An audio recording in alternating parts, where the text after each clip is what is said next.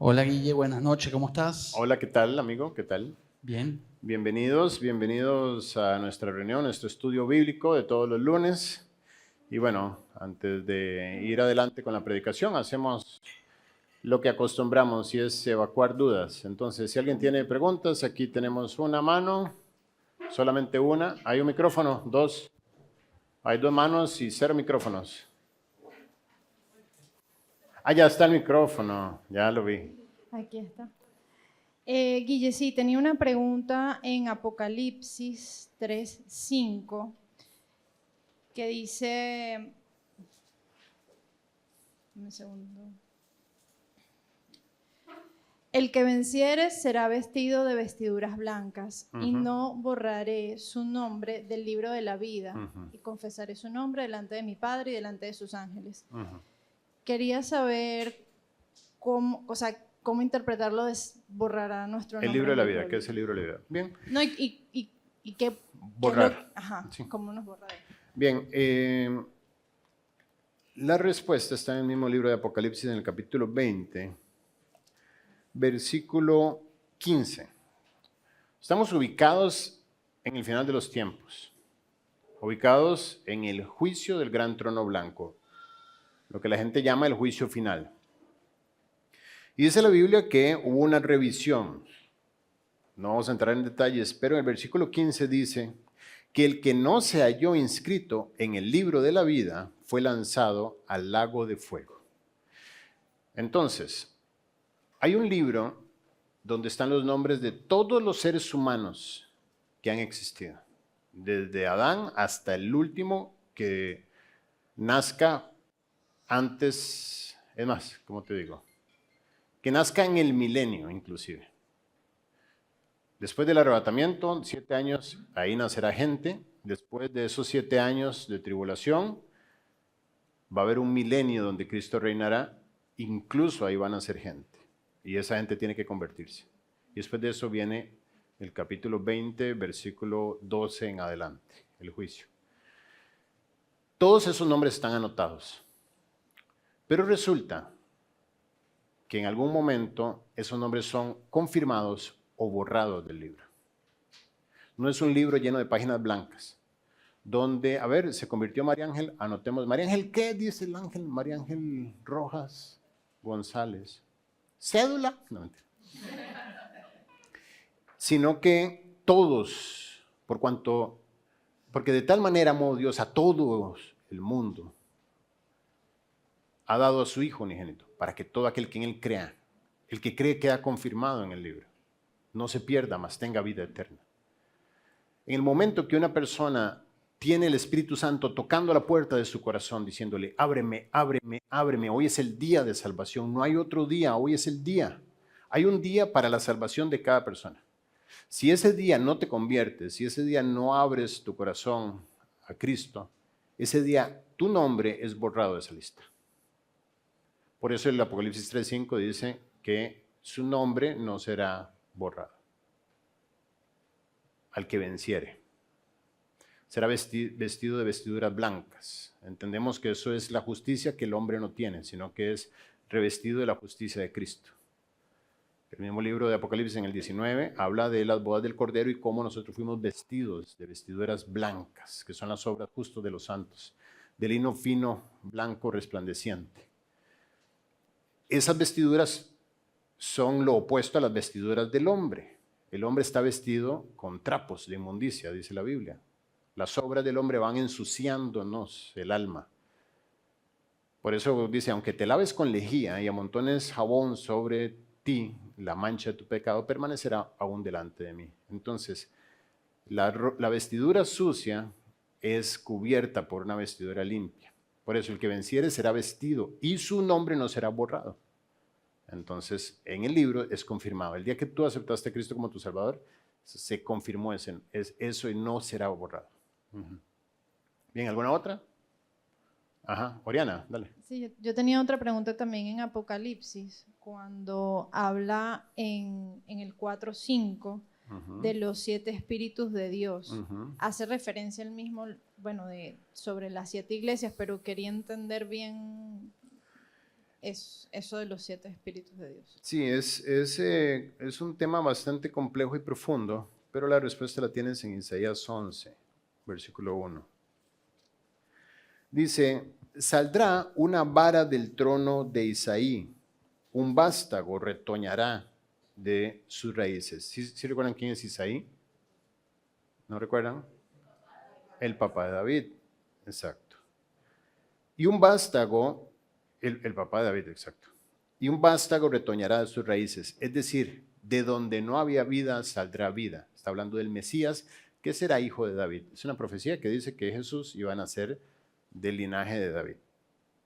Y reposará sobre él, cuenta Iori, el espíritu de Jehová, espíritu de sabiduría y de inteligencia, espíritu de consejo y de poder, espíritu de conocimiento y de temor de Jehová. Esos son los 7 espíritus que forman el Espíritu Santo. ¿Ok?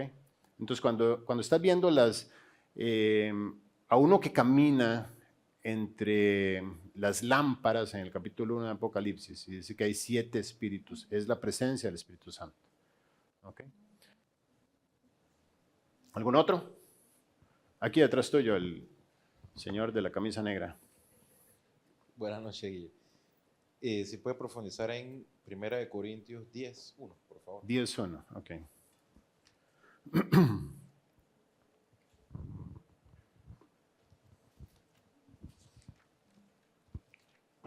Muy bien. Dice, pero no quiero, hermanos, que ignoréis que nuestros padres todos estuvieron bajo la nube y todos pasaron el mar. Todo esto está ligado al contexto que viene hablando desde el capítulo 8 con respecto a la idolatría, a las prácticas de los corintios antes de Cristo. Y cómo ellos estaban siendo invitados en la vida cristiana ahora a dejar todo lo que no conviene para extenderse a lo que tiene que ver con la virtud, con la consagración de sus vidas. Entonces, la exhortación es, recuerda al pueblo de Israel. Recuerda que ellos estuvieron en la nube, debajo de la nube, y cruzaron el mar. Ellos vieron la grandeza de Dios, vieron las 10 plagas sacarlos de Egipto. Ellos vieron el mar abrirse. Ellos vieron el agua convertirse en agua dulce, en Mará. Ellos vieron salir agua de la peña. Ellos vieron caer maná en el desierto. Ellos vieron una columna de fuego, una columna de humo sostenerlos. Ellos vieron la grandeza de Dios. ¿Y qué pasó con la mayoría de ellos? Dice, quedaron postrados en el desierto. ¿Qué te dice eso a ti? El hecho de que hayas empezado bien no es garantía de que vayas a terminar bien. Hay que cuidar celosamente la entrega. La comunión con Dios hay que velar por ella, hay que atenderla como algo prioritario, para que no nos ocurra como les aconteció a ellos. En el versículo 2 dice, y todos en Moisés fueron bautizados en la nube y en el mar, lo que te acabo de explicar, y todos comieron el mismo alimento espiritual, y todos bebieron la misma bebida espiritual, porque bebían de la roca espiritual que los seguía. La roca era Cristo, el agua de la roca, dice. Y en el versículo 5, pero 5, de los más de ellos, o sea, de la mayoría de ellos, no se agradó Dios, por lo cual quedaron postrados en el desierto. ¿Y qué aprendo yo de ahí? Versículo 6 dice más, estas cosas sucedieron como ejemplos para nosotros, para que no codiciemos cosas malas como ellos codiciaron. Es decir, no podemos vivir como ellos vivieron. El hecho de que fueron invitados al proyecto no garantiza su permanencia en el proyecto. Ellos debieron vivir celosamente en obediencia. Sí, y al contrario, vivieron en rebeldía. Queja por el desierto. Idolatría. En el momento en que tuvieron oportunidad, construyeron un becerro o crearon un becerro de oro para idolatrarlo. Inmoralidad. Esa fiesta con el becerro fue una orgía. Cuando tuvieron oportunidad de mezclarse con las mujeres de los pueblos externos a Israel, lo hicieron. Por ejemplo, en el caso en números 22 y 23. En fin, vivieron como quisieron, codiciaron. Dice, codiciaron. Codiciar es básicamente querer lo que Dios no me ha dado, cosas malas. Dice en el 7, ni seáis idólatras como algunos de ellos, según está escrito. Bueno, en fin, El 8, ni forniquemos como algunos de ellos. En el 9, ni tentemos al Señor como también ellos lo hicieron, ni murmuréis. Y el 11 termina cerrando, dice, pero estas cosas les acontecieron como ejemplo y están escritas para amonestarnos a nosotros, los que han alcanzado el fin de los tiempos. Es decir, cuando leas la Biblia y veas Israel, teme por tu vida y di, Dios, yo no quiero seguir este ejemplo de desobediencia. ¿Ok? ¿Hay alguna otra? Miki. Hola, buenas noches. Tengo Bueno. una pregunta en Primera de Samuel 18. Ya.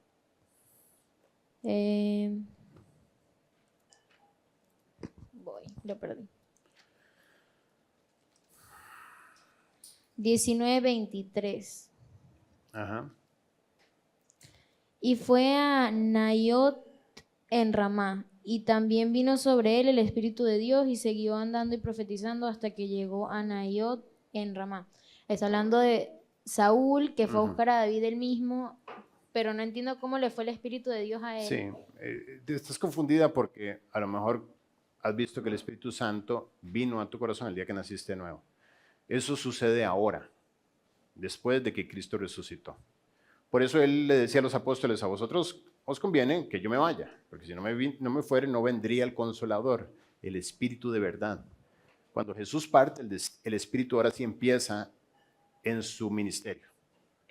El ministerio de entrar y sellar al creyente, el ministerio de guiar al creyente, el ministerio de exhortar al creyente, en fin, tiene varias funciones. Antes de la resurrección no funcionaba así. Por eso David oraba para que Dios no quitara su espíritu de él, de sobre él.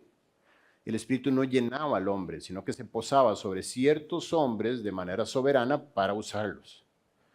Entonces, en este caso, dice que cuando Saúl es ungido por Samuel, en ese momento el Espíritu empieza a hacer cosas con él, cómo hacerlo profetizar. Básicamente hablaba la palabra de Dios. ¿Ok?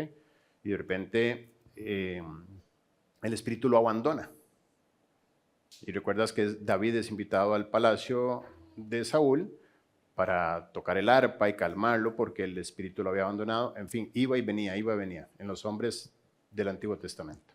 No, sí entiendo que no nació de nuevo, sino que mi pregunta es cómo le vino el Espíritu si estaba buscando a David para matarlo. O sea, cómo él Ahí todavía no. ¿No estaba buscando a David para matarlo? En este momento no. Ah. Fíjate. Sí, en ese momento sí, tienes toda la razón. Bueno, de manera soberana, Dios usaba su espíritu para guiar a Saúl hacia lo que la voluntad de Dios quería. Ok, Sí. Y tengo otra pregunta en Santiago. Dice, pero si tenéis celos amargos y contención en vuestro corazón, no os jactéis ni mintáis contra la verdad. ¿Puedes profundizar en ni mintáis contra la verdad? Bueno, no actúes como si estuvieras en la verdad.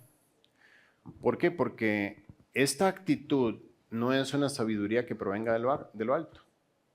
No actúes como si estuvieras siendo guiado por la verdad, al contrario. Como lees más adelante, es animal, terrenal, diabólica. Por las marcas que tiene, porque hay celos amargos y contención. Cuando en mi corazón las acciones son motivadas por contención, quiero demostrar que tengo la razón. Quiero ganar el punto. O por celos amargos, quiero lo que la otra persona tiene. Y contiendo, lucho.